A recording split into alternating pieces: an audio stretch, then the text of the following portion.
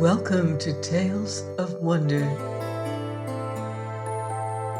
I'm Mardell, and here is a whole new season of magical stories I want to share with you.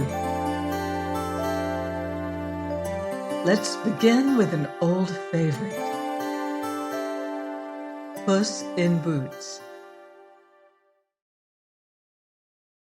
A miller died, leaving 3 sons to divide his fortune among them. The eldest took the mill and the land around it. The second took the flocks and herds. And then there was nothing left for the 3rd son, Jack, but 3 bits of silver money and a little cat that lived in the mill. This is all very well," said Jack, "and the cat is a fine little cat and can feed on the mice it catches. But I do not see how I am to live on 3 pieces of money." "Oh," answered his brothers, "you will have to start out in the world and do the best you can for yourself." Jack took the little cat and started out. "Do not be uneasy, master," said the little cat. "You have 3 silver pieces.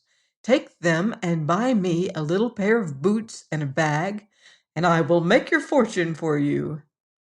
Jack did not like to spend his money on a pair of boots for a cat, but he knew he was a wise little animal, so he did as he said. He went to a tailor, and for the 3 pieces of silver, the tailor made him the prettiest pair of little boots that ever were seen. And when Puss drew them on, they fitted exactly. The tailor also gave Jack an old bag that lay in the corner, and for which he had no use. Puss led Jack off into the country, and then he bade him sit down by the roadside and wait for his return. The little cat ran off into a wood near by, where there were a great many rabbit holes, and there he managed to catch 2 fine fat rabbits. He put the rabbits in the bag and trotted away in his neat little boots until he came to the king's palace. There he asked to see the king, and a cat in boots was such a strange sight that he was at once brought before his majesty. The courtiers nudged each other and laughed when the cat came into court, but Puss marched up to the king and bowed low before him. "Your Majesty, my master, the Marquis of Carabas, has sent you a present of these 2 fine fat rabbits for your supper," said he, and he took out the rabbits and presented them to the king. The king was very much pleased. He ordered a piece of money to be given to Puss, and bade the little animal thank his master for the fine present he had sent. Puss ran back to where Jack was waiting and gave him the piece of money. "There," he said, "that is enough to pay for a bed and supper at the inn." The next day, Puss set off for the forest again, and this time it was a pair of fine fat partridges that he caught and carried to the king. "They are sent by my master, the Marquis of Carabas," said Puss. Again the king sent his thanks to the Marquis, and gave Puss a piece of money, which the little cat carried back to his master, and it was enough to buy Jack food and lodging. So it went on day after day. Every day Puss caught some fine game in the forest, and took it to the king with the compliments of the Marquis of Carabas. And every day the king thanked the cat and gave him a piece of money. The king began to wonder who the Marquis of Carabas was and where he lived. He began to think the Marquis was a very generous fellow. One day the king went out for a pleasure ride with his daughter, and many of his court rode with him. Puss came in haste to his master. "Come quick," he cried. "We've done enough so far. but the time has now come when I will make your fortune." The cat then led Jack to a river where he knew the king would pass before long. He then bade Jack take off his clothes and hide them under a rock, and then stand in the river up to his neck.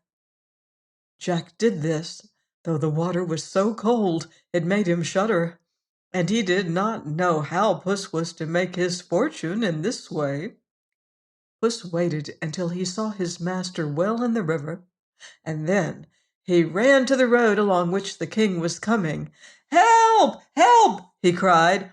"Oh, help! My master, the noble Marquis of Carabas! He will surely drown."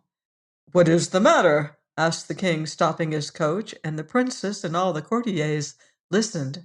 "Oh, your majesty!" cried the cat. "My noble master! He was attacked by robbers, and they robbed him of everything and threw him in the river, and unless he receives help, he will surely drown."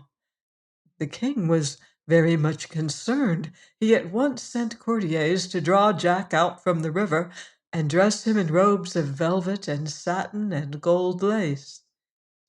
Jack had never been so magnificently dressed before, and he looked a fine fellow indeed when he was brought to the king. His majesty was so pleased with Jack's looks that he made him get into the coach and sit beside him, and the princess was even better pleased with him than her father. Meanwhile, the little cat had hurried on far ahead of the coaches.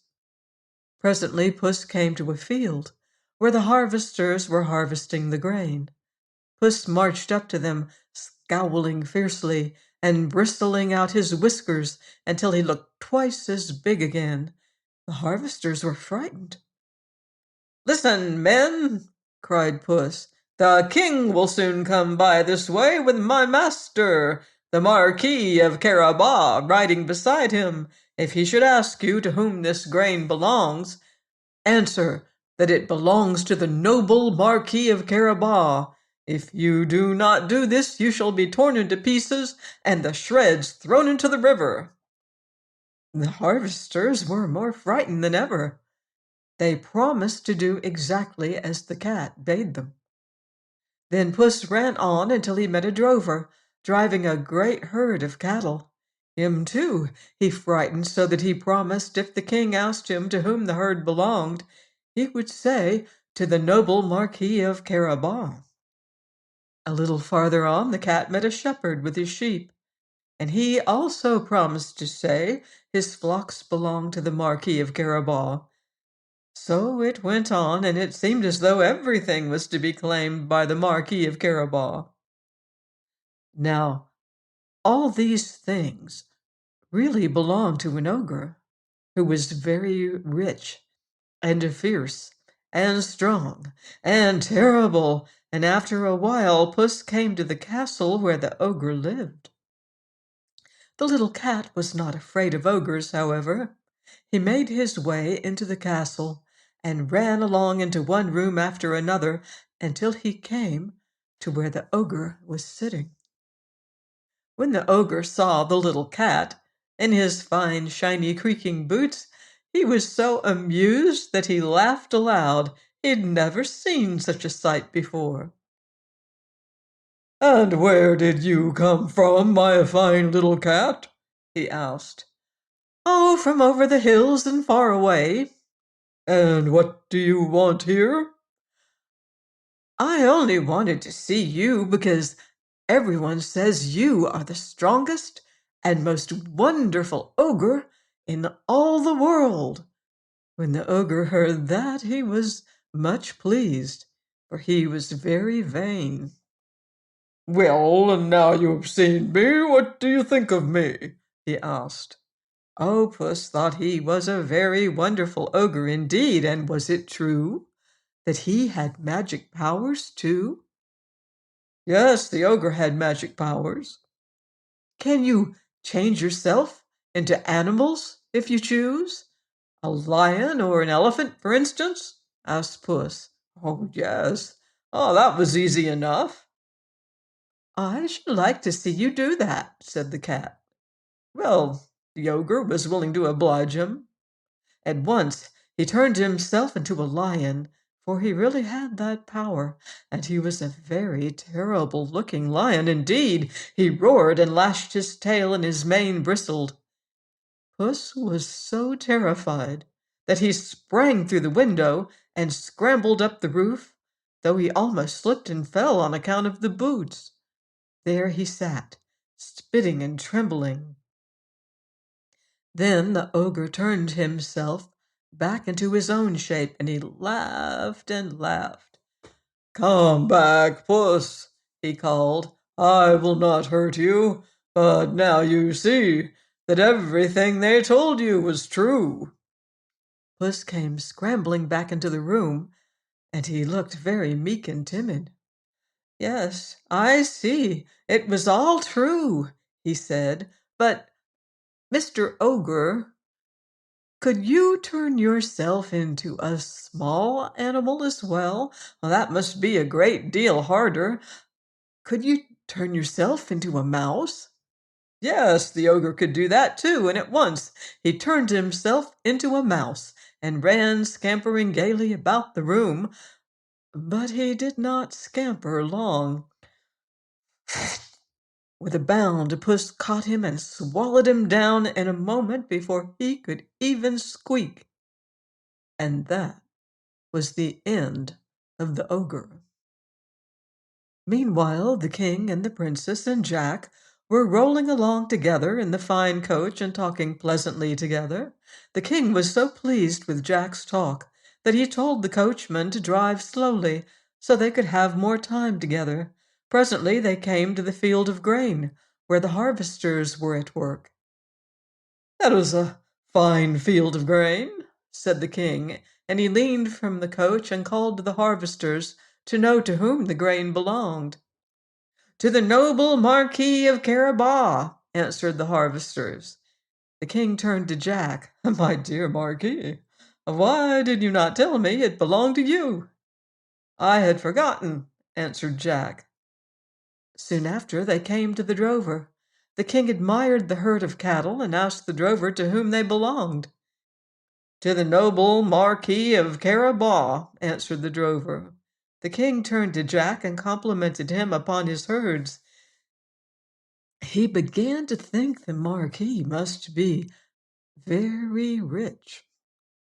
Then they came to the shepherd, and it was the same thing. His flocks belonged to the Marquis of Carabas. In the forest, the woodsman said the wood belonged to the Marquis. It seemed as though the Marquis were richer than the king himself. At last they came to the ogre's grand castle, and the king asked Jack to whom it belonged. Before Jack could answer, the doors were thrown open, and the little cat ran out into the road. "Welcome, welcome, your majesty," he cried. "Welcome to the castle of the Marquis of Carabas." "So, this is where you live," said the king. "Yes, this is where I live," answered Jack. The cat invited them to alight and led the way into a long dining hall. There the servants had prepared a magnificent feast, for now they, as well as the castle and everything in it, belonged to Jack. The king and the princess took their places at the table, and Jack sat between them. They ate and drank and feasted to their heart's content. And the king had never tasted more delicious food, and it was all served on golden plates, far finer than those he ate from in his own castle. At the end of the feast, the king turned to Jack and said, "My dear Marquis, you must be a very rich man."